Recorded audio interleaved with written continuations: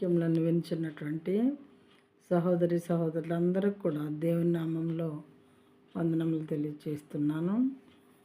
ఈరోజు వాక్యములను కూడా 1 కొరింథియన్స్ నుండి చూద్దాము. 1 కొరింథియన్స్ చాప్టర్ 12లో మొదటిది 4th verse నుండి 4 and 5 verses నుండి చూద్దాము. Now there are varieties of gifts, but the same Spirit.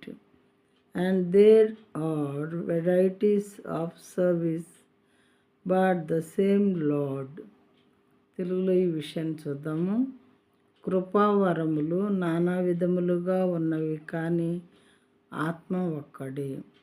కృపావరములు నానా విధములుగా ఉన్నవి, కానీ ఆత్మ ఒక్కడే.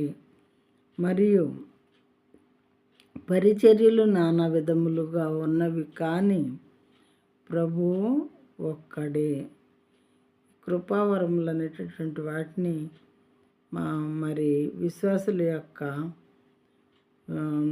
వారి ఆధిక్యత కొలది పరిశుద్ధాత్మ దేవుడే వారికి రకరకాల కృపావరములను వారి యొక్క పరిశుద్ధతను బట్టి, వారి ఆధిక్యతను బట్టి, వారికి దేవుని కృప ఏదైతే ఉన్నదో, దేవుడు ఆయన కృపతో ఏది ఇవ్వాలి, ఏ వరాన్ని ఇవ్వాలని అనుకుంటే ఆ వరాలు దేవుడు, పరిశుద్ధాత్మ దేవుడు, ఆత్మదేవుడు అనుగ్రహించేవారుగా ఉంటారు. అందుకని కృపావరములు నానా విధములుగా ఉన్నవి, కానీ ఆత్మ ఒక్కడే. వరములు నానా విధములైనప్పటికీ వాటిని అనుగ్రహించేటటువంటి ఆత్మ ఒక్కడే అని దీని యొక్క మీనింగ్, ప్రియమైన వాళ్ళారా. తర్వాత మరియు పరిచర్యలు నానా విధములుగా ఉన్నవి.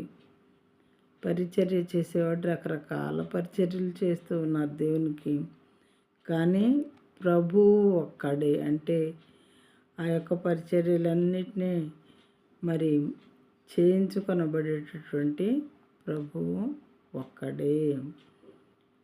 అది ఈ వర్స్ యొక్క మీనింగ్.